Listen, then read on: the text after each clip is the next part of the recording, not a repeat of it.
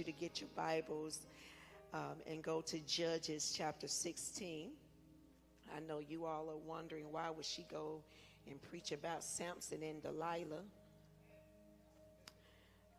But when I walked in the door, I'm going to echo something that my sister said Sunday, that there is a wind of refreshing. And a lot of people will look at this story and demoralize Delilah. But I'm glad that Delilah came on the scene. See, you can't thank God for a bad girl until you had one to turn on you. Is this a women's conference? Okay, because y'all too quiet in here. None of y'all have had a bad girl to turn on you other than me, and you still know that God called you to something? Okay, so let me just get through the text. Now, y'all gonna have to help y'all sister read a little bit, because I got these contacts on trying to be cute for y'all and can't see in one eye. So I'm trying to step back here and read this scripture. So Judges 16, verse 23 through 30, it says, "Now the rulers of the Philistines assembled to offer a great sacrifice to Dagon, their God, to celebrate, saying, Our God has delivered Samson, our enemy, into our hands. When the people saw him, they praised their God, saying, Our God has delivered our enemy into our hands, the one who laid waste our land and multiplied our slain. While they were in high spirits, they shouted, Bring out Samson to entertain us. So they called Samson out of the prison, and he performed for them." Isn't it something that you can have a calling, you can be anointed, and you in the lowest point of your life, and you find yourself performing something that will take you totally out of character? But because you are in prison, you're in an unfamiliar place, you're going through an unfamiliar place in life, life will cause you, the conditions, the moment will cause you to act out of character, and you will start performing. This ain't my message. I just stopped right here, just take a commercial break. I am so tired. Don't know about y'all. One of the things that the pandemic taught me is I'm tired of performing. And I'm tired of performance in the house of God. When are we going to realize and understand that we really need your transparency than you just performing? But I'm ready to get with some women that you don't judge me by what I've been through, but you see where I'm going. Look at somebody and say, don't judge me, just hold on, because God ain't through with me yet. So let me just hurry up and read the text, brother. And so it says, when they stood him among the pillars, Samson said to the servant who held his hand, Put me where I can feel the pillars. I'm preaching to myself. Where I can feel the pillars that support the temple.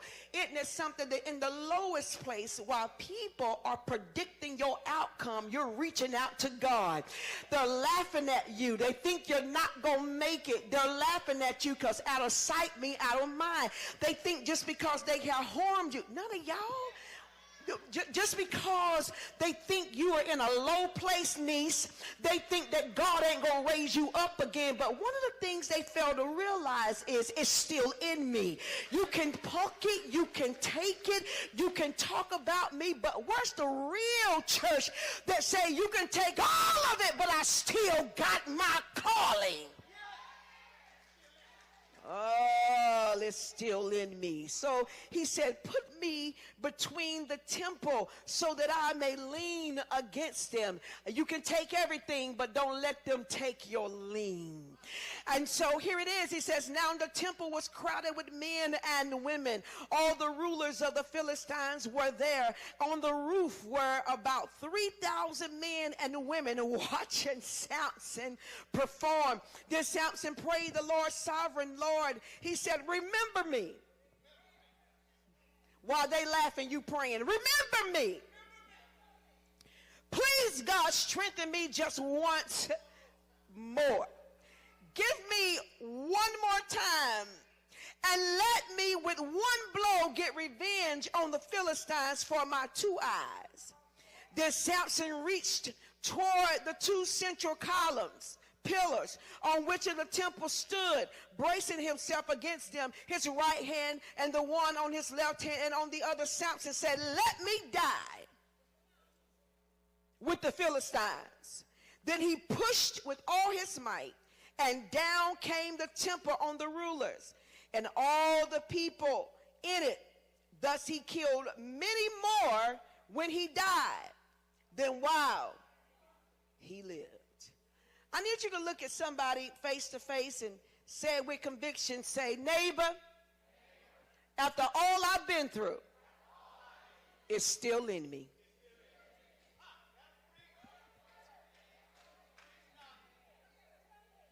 I need you to look at somebody and say, neighbor, if we ever separate, can you still be loyal? Casey, I'm going to preach just a little bit. So here it is. I heard this story at a funeral, and I said, wow, that sounds like Samson. So I'm going to steal that story and tell y'all tonight. I'm not one of them preachers that God gave me this story. No, I heard it at a funeral. So here it is. At this funeral, they tell this story about a scorpion and a tortoise. And for 6 years, Bishop, this tortoise grew, and he walked by this scorpion sitting in the same place for 6 years. Every time a storm came, the tortoise would go to the other side. And when he came back, he would look at the scorpion and say, you still here? He said, I'm still here. So one day, there was a tumultuous storm coming, and the tortoise was getting ready to go to the other side. And the scorpion said, hey, bruh, can you help me out because I can't swim through this storm? So the tortoise looked at the scorpion and said, I know who you are. And if I put you on my back, you're going to sting me. He said, if I wanted to kill you, I would have killed you when I had a chance when you kept walking by me for 6 years. I'm not going to sting you. We have relationship. I know your crew, you know my crew. I've seen you survive a storm, you've seen me survive a storm, but I know this storm I'm not going to be able to survive. So I need you to help me to the other side. He said, you right. So you get on my back and let me take you to the other side, because in this water you can't swim because it's too deep. So he put him on his back, says, and midway across the river, the scorpion stung the tortoise. He got numb on his leg, and he said, wait a minute. I thought you told me we were in relationship. My people knew your people. You knew my people. And you told me you weren't going to sting me. The scorpion said, you the fool. You knew my nature when you put me on your back. He said, but what you fail to realize is all I got to do is go into my shell, and my shell will heal what you stung. So while you are drowning in what I survived in, you didn't realize when I went into the secret place of the Most High, I was getting healed. So y'all sit down. We just talking. So the tortoise went to the other side, but the scorpion drowned in something that was too deep for him. So here we have the same analogy with Samson. First of all, I'm thinking, why in the world would you fool with this chick named Delilah? And so, brother, I had to do a little research. And so what I realized was, in his strength, in his who he was, and in his build, he had an issue that prevented him from seeing who he really was. Here Samson is. His mother gets a promise. An angel appears to her and say, you're going to have a child. How many times have we seen this same appearance in the Word of God, where God will visit a barren womb that he puts on hold? Bishop Casey, it's dangerous to mess with a woman who is just on hold with God. She's barren, but she ain't empty. You better be careful that you don't mess with a woman that has had an appearance with God. And so here it is. We just talking.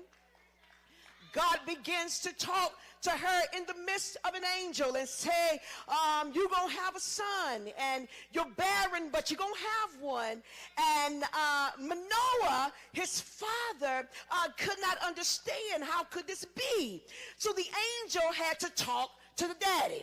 What I don't understand is, how can we be in the same family and we serving the same God, but we give God a different response? And when I tell God a yes, and when you don't understand God, you get mad at me because the favor begins to open up over me because I trusted and believed what God said. And because you doubt it, you ain't seen the manifestation. I wish you all would tell somebody, get up off of me. Don't judge me because I trusted God. That is why things are happening for me. That's why favor is opening up for me, because when God spoke, I trusted what he said. So here it is. Look at Manoah. He tries, a devout man, a worshiper. He knew God, but he missed it. Knew God, but missed it. Then he started trying to feed a spiritual thing with a natural law. He began to try to feed the angels. And they were like, no, we can't do that. You got to be careful that you do not mix where God was. Oh, God. Because this is where he is. You can't come in the church now and give God this little praise like he don't mean nothing. He done brought you through so much that when you step your foot in the door, there should be something on your life that said, if it had not been for the Lord who was on my side, I wouldn't be able. I was glad when they said unto me, let me go into the house of the Lord. There is something about the name of Jesus. So here it is. Here it is. His conception, his mother gets instructions from the angel, right? There are 3 things they told her not to do. Brother, this is called the code of a Nazarite law. You can't cut his hair. He can't touch a dead body. And some of y'all gonna miss this one. He can't drink no alcohol. That was a joke. Y'all so sanctified in Columbus. You can't drink any alcohol. Okay, so if he had these instructions, I'm quite sure as a mom, she rehearsed them with him all his life. Okay, so here it is, because he was a Nazarite. Right? And so what she was saying was, meaning you were set apart. You were chosen by God. There was a word over you, so you set apart. What I don't understand, y'all just help me out because I'm just talking. How can you know you set apart and you trying to fit in? Because it's something called acceptance that you need. And it's vulnerability that you try to get when you come into the house of God. In this season in the church, we ain't got time to pedicate with you and go to kindergarten with you. Look at somebody say it's time to grow up. If you know that you're set apart, if you know that you're called, if you know that you're chosen, wow, we got to wonder when you come into church. Oh, I know it was going to thump right there. I know. I know it was going to go down right there. I know. So here it is. So here it is, a bishop. It was like a comparison when you study the life of Samson, and when you understand the life of the Israelites had the book of Leviticus that separated them from any other tribe, while Samson had these 3 codes, right? The children of Israel had the whole book that showed them they were separated and not like nobody else. So in these comparisons, Bishop, you help me out because you are a Bible scholar. Both of them was birthed from two older couples where God said, not time yet. But when he produces them, he's producing them for massive reproduction. God brought you here, Bishop, not just for you to show up. He brought us here, those of us that are chosen. God, I'm going to get in trouble. I done got used to now being cute. I just realized that some people are going to be intimidated because they think I'm cocky when I'm confident. Because you were not there when I struggled with self-esteem. You were not there when I had to survive. Oh God, where are my survivors? You wasn't there when my mind was held together because as a child I was molested. You wasn't there when my dad walked out on my mom and I saw my mom be beat with a baseball bat. You was not there. So you can't judge the capacity of God that is on me. Stop trying to prove to people that God has rejected, that he has chosen you. Woo! I think I feel it a little bit. So here it is. Woo! So here it is. When I got right there about them being apart, and when God separated them, and when God had a calling on its life, and when it sets up the life in the beginning, it was a prophetic comparison. Okay, I started thinking about this movie. None of y'all, just me. I have boys around me, right? So I started looking at all these Marvel movies, WandaVision, and then, okay, brother, okay. And so then Dr. Strange just came out, right? And so this morning we were in the car. And so I have a son. He's 17. He's very prophetic, right? So he was talking to me this morning. He said, Ma, you have got to preach about Dr. Strange. I said, well, you need to give me some insight about Dr. Strange, because Dr. Strange, to me, he works witchcraft. He said, but look past that. Let me just give you a little bit of analysis about Dr. Strange and WandaVision. You know what I'm talking about? So they were telling me about how WandaVision, when I went and looked at it, I was confused because she was living a life but didn't realize it was only in her mind. God have mercy. She was not living a reality of what was. She was living what she desired. And so out of her desire, she began to build things and make things up, and they became her truth. And so here, Dr. Strange, it shouldn't have been Dr. Strange. It should have been WandaVision Part 2, because she shows up as a villain trying to kill everything that's in her way, that's blocking what's not real. So what we have been dealing with in the church is a whole lot of WandaVisions. You want us to live with a fake reality, but it ain't who you are.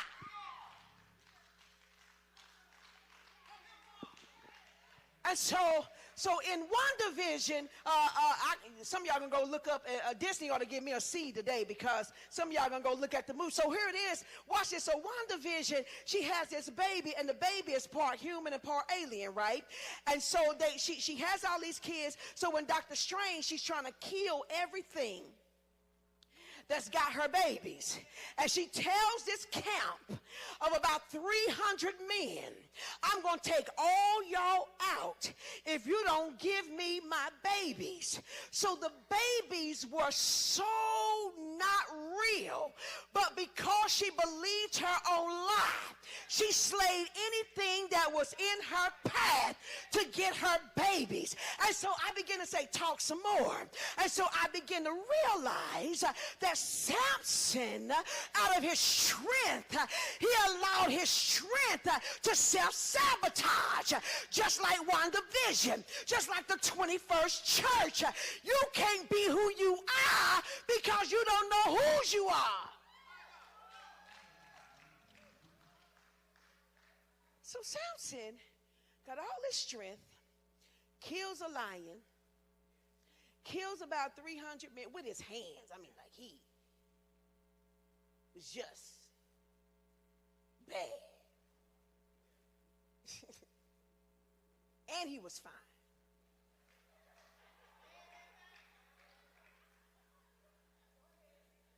Ooh, y'all deep down here in Columbus. Truth, women's conference, I got to give women truth. So, Dad,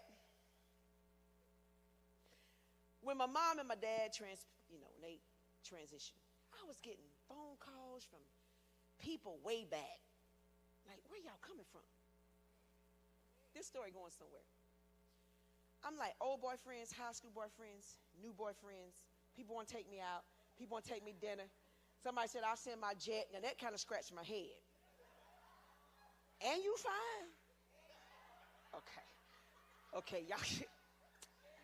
Can I see the single women in the house talking about, and he was fine with his own jet? Okay. So I was like, well, let me consider this one. Now, where you say we going? He said, I just thought, we'll go to New York and have dinner and see a show. And then after that, we'll fly to Paris. I said, we're going to have separate rooms? Because I got to stay a little saved. We're going to be in separate rooms? He said, separate rooms, woman of God, whatever you want to do. Whew. Separate rooms. He said, I'll even pay for your nanny to keep the boys, take them to school. I just want to get you away. I realized in that vulnerability, I had power. I realized, where are my real women, y'all? I realized, mother, these green eyes could work a little something. I said, sis, okay, well, let me pray about it, because you ain't got to pray about it.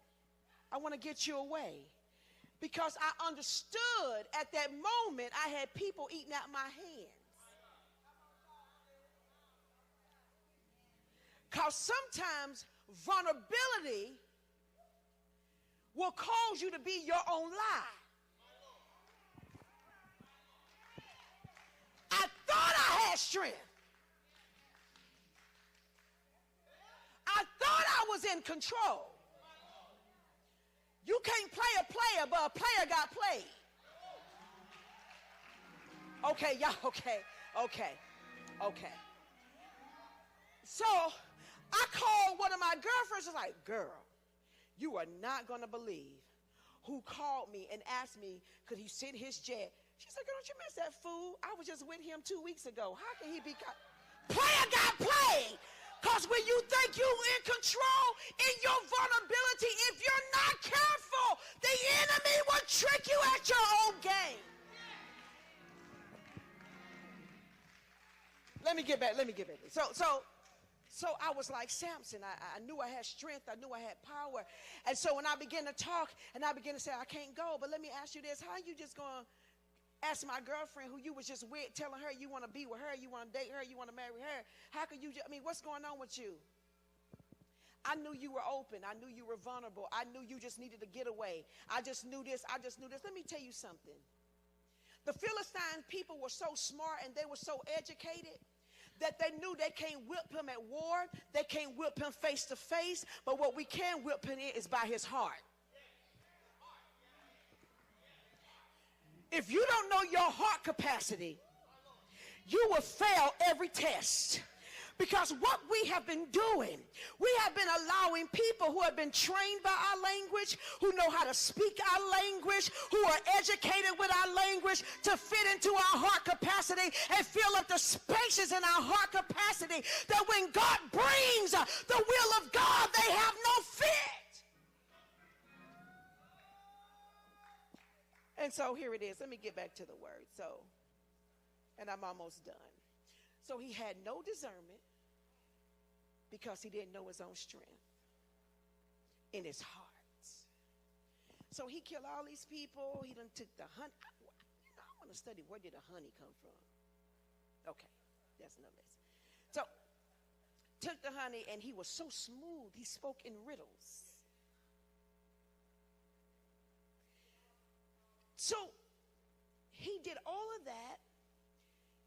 Then he saw this Philistine woman, wanted her, told his daddy to go get her.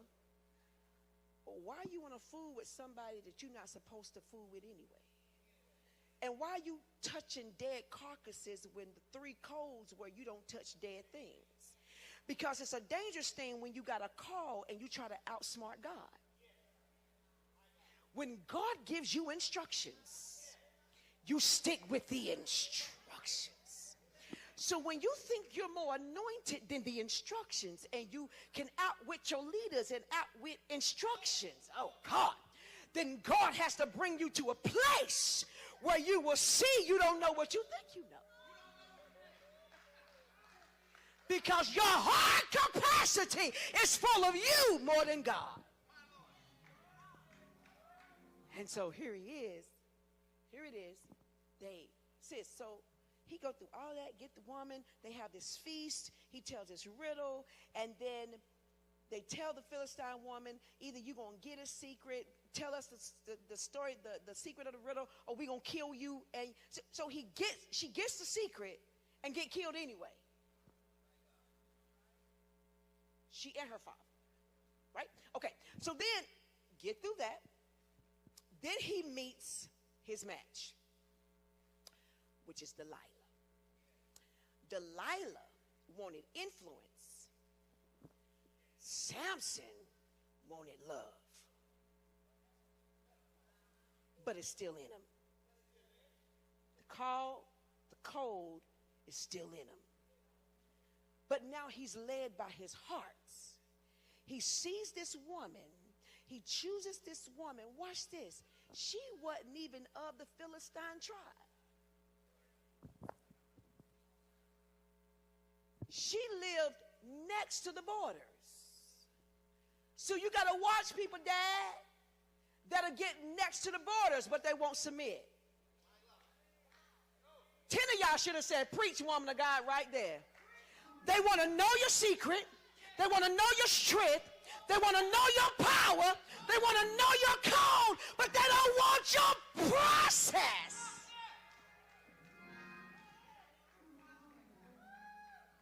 And so, brother musician, watch this. So,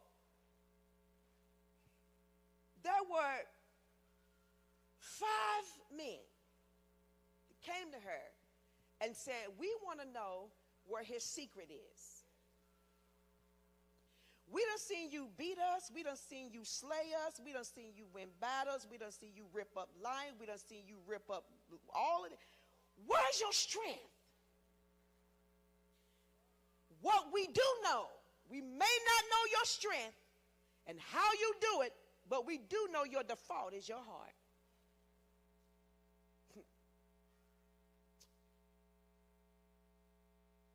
She learns his language.